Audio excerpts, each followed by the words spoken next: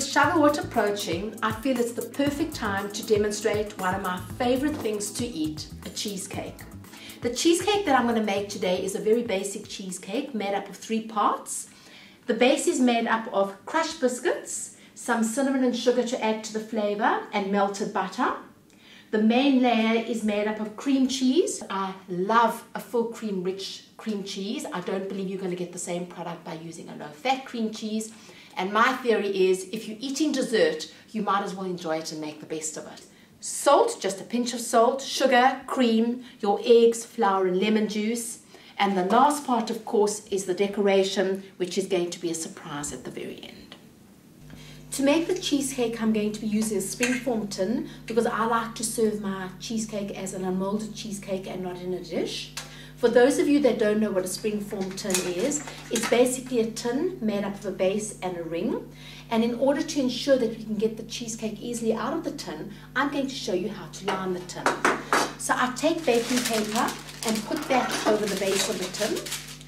I then take the ring and actually clip the baking paper onto the base.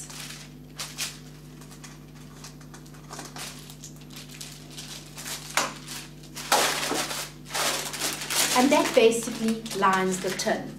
Now what I need to do is actually line the sides of the tin. So I take the tin and I spray the sides.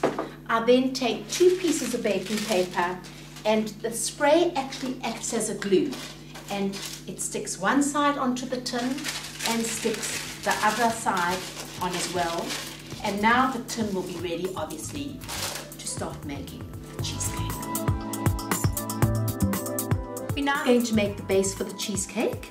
Here I have my 2 cups of crushed biscuits, which I'm going to put into the bowl. To that I'm going to add my 2 teaspoons of sugar, my 2 teaspoons of cinnamon, and last of all, of course, you're going to add your melted butter.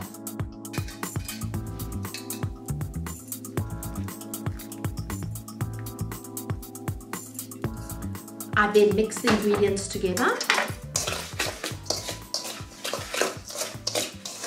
Obviously what the butter does is it moistens the crumbs, and you then press it very firmly onto the base and halfway up the sides of the tin.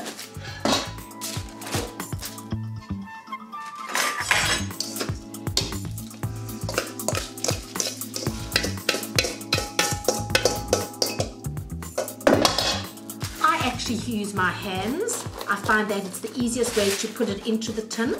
I start off by pressing onto the sides first of all. Please press nice and hard.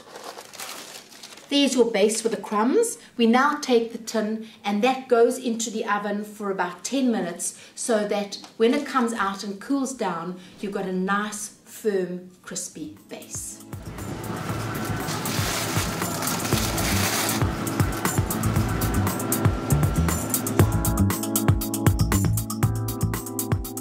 Here's my first 250 grams of cream cheese.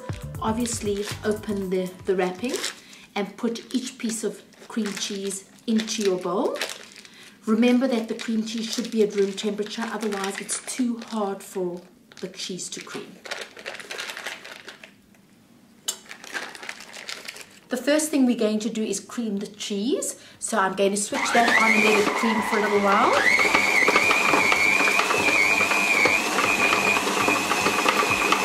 I'm now going to add the sugar.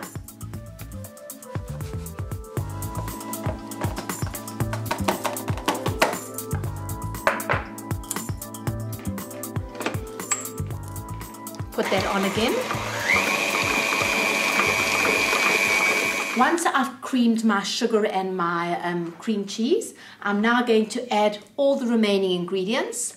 I have my 4 egg yolks, my cream which has been measured off, my lemon juice, my flour,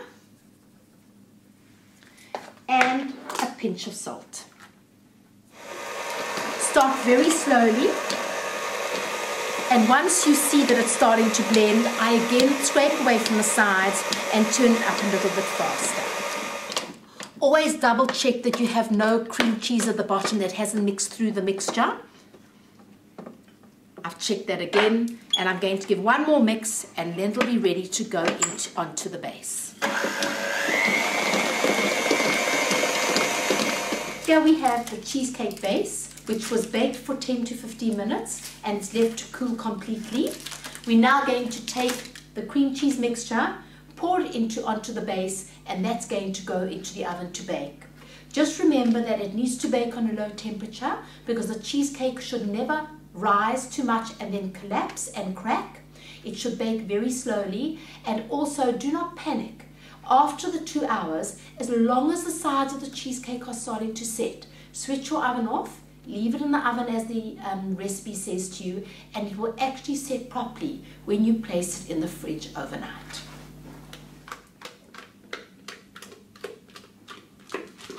I normally give it a bit of a knock just to settle the cheesecake, and now the cheesecake is ready to go into the oven.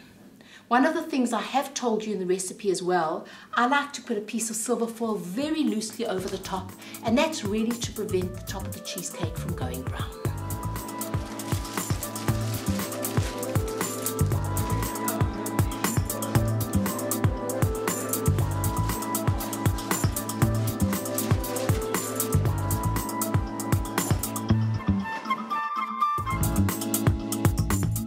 The next thing is to remove the cheesecake which has been refrigerated overnight, and obviously place it on the platter ready to serve. So we remove it from the springform tin, peel off the paper, and now your cheesecake is ready to garnish. Remember, I said to me the most important thing is the way the cheesecake's going to be presented. So I'm going to tell you about 3 different ways of decorating the cheesecake. The one way to decorate a cheesecake is to make chocolate curls. In order to make chocolate curls, you take a big bar of chocolate and you take a knife and pull the knife down the sides of the chocolate, and you get the most beautiful chocolate curls. That's the one garnish.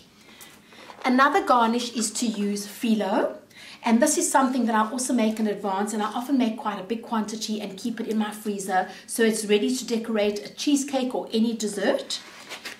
You take your phyllo, and with a sharp knife, you leave it rolled, and you cut pieces of phyllo like this.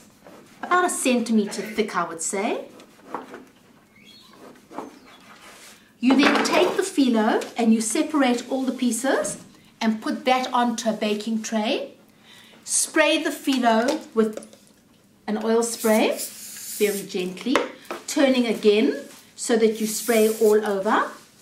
You then put it into the oven to bake at about 200 till golden, but the most important thing is that every 5 minutes you come and you move the phyllo and you spray it again. Otherwise what would happen is all the phyllo ribbons would just stick together. The end result is you get beautiful phyllo ribbons looking like this. And that's what I'm going to use as one of the garnishes for the cheesecake as well. Put a mound onto the cheesecake, and all you do is dust it with icing sugar.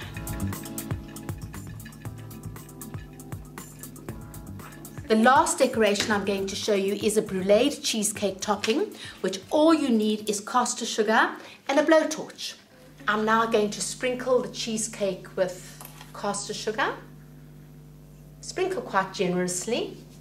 This kind of decoration, in fact any of your decorations, you're obviously only going to put on just before you serve the cheesecake.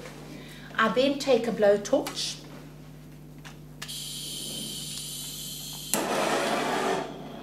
regulate it so it doesn't have a very strong flame.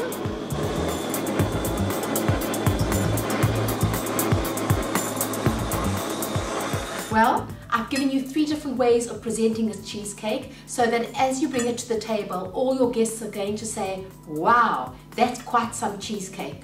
I hope you enjoy making it as much as I've enjoyed sharing all my ideas with you. Have a wonderful Shavuot.